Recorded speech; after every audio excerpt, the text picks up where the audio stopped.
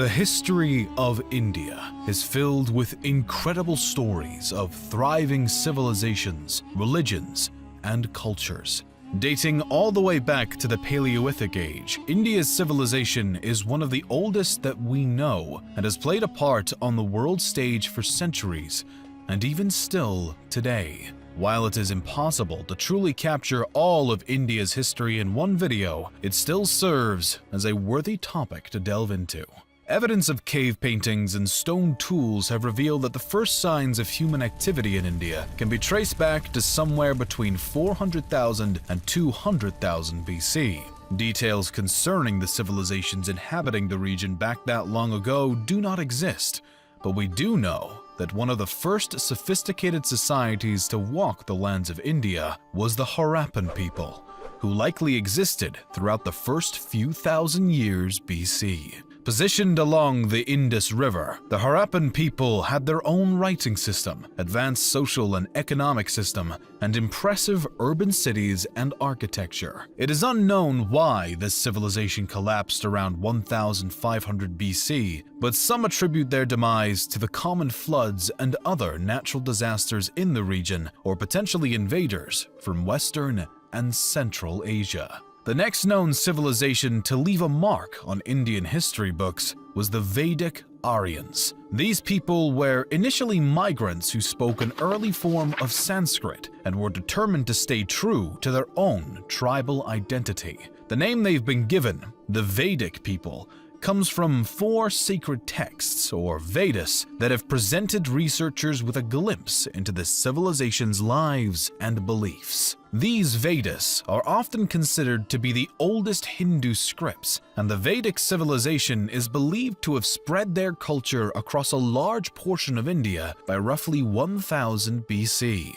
With them, the Vedic Aryans brought their philosophical beliefs. These ideas represent a theory that happiness and salvation come from a person's morals and ethics, and one's path should be based upon their place in life, but should always be righteous and good. The Vedic Aryans also shared their societal system as they extended their reach. This system was made up originally of 3 tiers: Brahmin, or priest, Kshatriya, or warrior, and Vaishya, or commoner.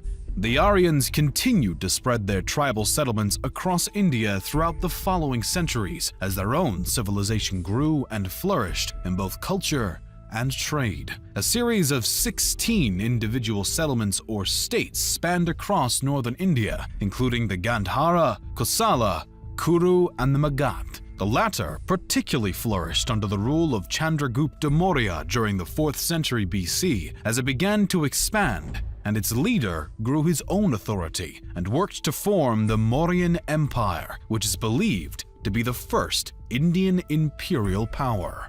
The Mauryan Empire established its capital in Pataliputra near modern-day Patna and constructed extraordinary temples, libraries, palaces, and even a university. The empire's trade success was impressive, and it maintained a remarkable governmental system and strong army. By the time of the 3rd emperor, the grandson of Chandragupta, a stance of non-violence was taken after a bloody struggle against the kingdom of Kalinga due to the emperor's new Buddhist beliefs. Siddhartha Gautama, the Buddha, had been born in 560 BC, and by the reign of Emperor Ashoka, the religious system he had founded was becoming more and more prevalent throughout India. Potentially due to their unwillingness to participate in conflict though, the Mauryan Empire eventually dissolved in the 2nd century BC after the last line of the Maurya line, Brihadratha, was murdered by his commander-in-chief, who would later found the Shaka Dynasty in 185 BC. Despite the fact that Brihadratha's assassin Pushyamitra was rumored to have persecuted Buddhists, it appeared that Buddhism faced no decline concurrent with his rise to power. During Pushyamitra's reign, his kingdom maintained authority over a series of provinces as he stood his ground against other powers attempting to expand their territory towards his own. After the monarch's death, though, his dynasty seemed to have fallen in terms of importance. The dynasty is not known to have done anything notably relevant, and their control was short-lived. A variety of settlements and invading powers controlled India at this time, one being the Kushana Kingdom, known for their significant trade involvement with Chinese, Persian, and Roman empires along the Silk Road. One Kushana ruler, Kanishka, in the 1st century AD, also converted to Buddhism and helps to further the religion throughout the region. In 75 AD, the Kushana Kingdom marked a new era, the Shaka Era. A bit of distance from the Kushanas in the south, a handful of other powers rose, fell, and fought for supremacy amongst each other.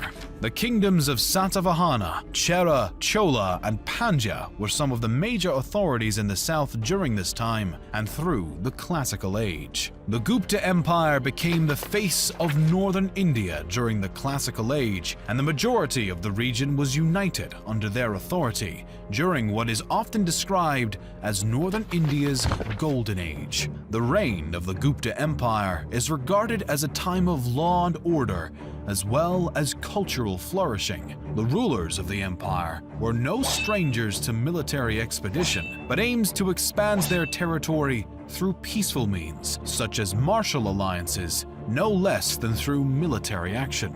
Though the Gupta Empire had extensive success over centuries, they eventually reached a point of decline between the 5th and 6th centuries as invading Huns from Central Asia began to annex and take over the formerly dominant empire's land. As the religions of Buddhism and what later became Hinduism thrived, local and trespassing authorities continued to fight for territory and dominion over the following centuries. The next major shakeup of the Indian civilization came with the arrival of Islam. Muslim invaders began to send missions to India the century after the death of the Prophet Muhammad. A series of Muslim sultans began to lead expeditions into India, claiming places such as Sindh, Multan, and Somnath. These incursions brought the defeat of native kingdoms and the destruction of Hindu temples along the way. The Rajputs stood as one of the most determined defenders against Sultan invaders, but they were ultimately defeated in 1192 by Muhammad Ghori and his forces. As Islam began to work its way into India, other previously principal religions, such as Buddhism, began to decline. By the start of the 13th century, the era of the Delhi Sultanate dominion arose. The first dynasty within the Delhi Sultanate was founded by Qutb-ud-Din Aibak. The slave dynasty controlled the Sultanate until around 1290, when the Khilji dynasty took over, first by the hand of Jahal-ud-Din Khilji. His family held the throne for less than a century, as the Tughlaq dynasty was next to seize power in 1320. The Tughlaq dynasty technically retained power until 1412, but matters were complicated by the incursion led by Timur in 1398 into Delhi. As the Tughlaq dynasty weakened, the Sayyid dynasty replaced them starting in 1414. The Sayyids lasted for roughly 37 years, but the last ruler's reign was stained by rebellion and discord as the dynasty fell from grace. Yet another dynastic authority took the open throne, this time being the Lodi Dynasty. The new dynasty lasted until the death of the then current ruler, Ibrahim Khan Lodi, who was killed in battle at Panipat by the army of Kabul's leader Babur in 1526. Ibrahim's death brought about the final end of the Delhi Sultanate as a whole. Now free of competition from the Lodi dynasty, Babur established the Mughal Dynasty, which would end up becoming one of the greatest throughout history. The original Turkic-Mongol imperial power ruled a vast majority of India for over 2 centuries and brought about significant cultural growth and architectural achievements, including the Great Taj Mahal. Despite their immense success, the Mughal Empire began its decline around the start of the 18th century, as revolt after revolt began to shake the foundations of the widespread power, alongside threats from the Marathas and the British. The British East India Company had actually already been in the region for some time, but the situation with the British started to escalate not long after the Mughals fell. By 1857, India displayed increasing control by the East India Company, and the locals were having none of it. What began as a simple revolt by Indian soldiers in Meerut quickly blew up into a widespread rebellion and became known as the Indian Mutiny of 1857. This rebellion later would be called the First War of Indian Independence, and even though the British were able to quell the revolt after a matter of months, it inevitably had lasting impacts. In response to the mutiny, on November 1, 1858, Britain's Queen Victoria declared that India would be ruled in the name of the British Crown from that point on. Locals maintained their disapproval and anger at the British supremacy over their land, and nationalist sentiments and movements were far from extinguished. The next major move towards independence came when Mahatma Gandhi and the Indian National Congress decided to withdraw all cooperation with the British government, beginning the non-cooperation movement following the end of World War I. When this strategy did not bring the wanted results, Gandhi adopted a new technique in the form of the civil disobedience movement in December of 1929. Essentially, the movement was made up of the declaration of an Indian Independence Day that would be celebrated on January 16th, and complete disobedience of any orders by the British government. Again, Gandhi's strategy failed, and this time he was even arrested, while many other rebels were murdered. Still, the British were eventually pushed into the Round Table conferences beginning in November of 1930, the second of which Gandhi attended. The conferences marked another failure, and civil disobedience reignited. Gandhi's next attempt, the Quit India movement, again made no drastic progress. World War II brought about new issues as India was forced into war by the British, but at the conflict's conclusion, a new Labour Party came into power in India and showed sympathy towards the fight for independence. Finally, as August 14th turned to 15th in 1947, India became an independent nation,